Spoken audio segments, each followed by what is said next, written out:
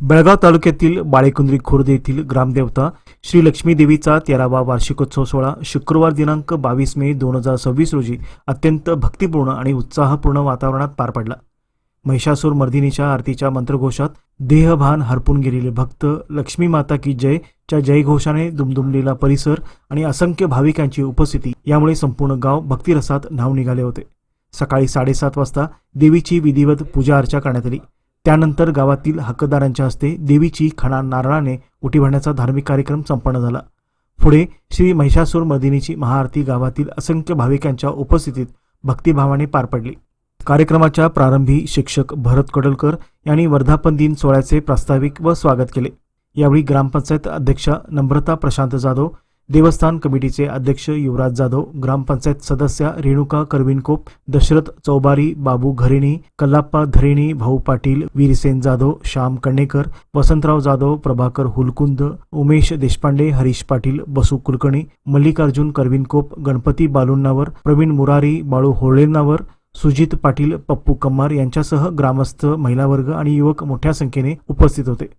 वार्षिकोत्सवाचे औचित्य साधून 10वीच्या परीक्षेत प्रथम क्रमांकाने उत्तीर्ण झालेल्या गुणवंत विद्यार्थ्यांचा देवस्थान कमिटीच्या वतीने स्मृतिचिन्ह देऊन सत्कार करण्यात आला। कन्नड विभागातील श्रीनिधी अशोक अंताजी तसेच मराठी विभागातील स्वप्नील मनोज पाटील आणि प्रज्ञा लक्ष्मण गाडीवड्डर या विद्यार्थ्यांचा गौरव करण्यात आला।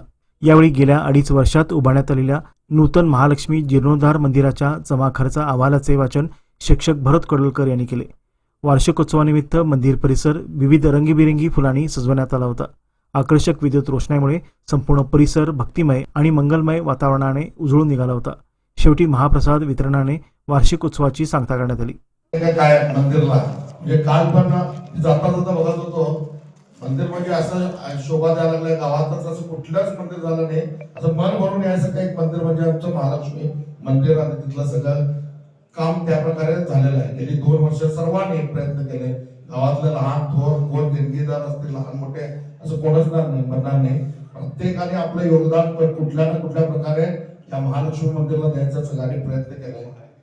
आणि तुमची म्हणजे मोलाची फुलाची पाकळी आपल्या आपल्या ऐपतीनुसार आपल्या ऐपत सोडून पण जास्ती मला काय द्यायचं वाटतंय ते द्यायचा प्रयत्न अजूनपर्यंत चाललाय आणि तुम्ही दिलाय आणि सगळ्यांचं सहकार्य मंदिराला लागलं। मी अध्यक्ष म्हणून सर्व गावच्या सर्व लहान थोर सर्व महिलांचे, पुरुषांचे, मुलांचे व सर्व देणगीदारांचे मी या माध्यमातून अध्यक्ष म्हणून आज सर्वांचं अभिनंदन व आभार व्यक्त करतो। एवढं मंदिर बांधताना तुमचा सहकार आणि तुमचा सपोर्ट आणि आशीर्वाद ज्या प्रकारे आम्हाला लाभला, आम्ही जेव्हा करताना विचार केला होता की कसं करायचं काय करायचं, तेव्हा एक म्हटले पण आम्हाला एवढं नाही, करोना झाला, हे झाला, एवढा खर्च चैनी मारायला सगळ्यांना खर्च आहे, कारण पैसे झाला खर्च मध्ये विचार केले त्यावेळेला।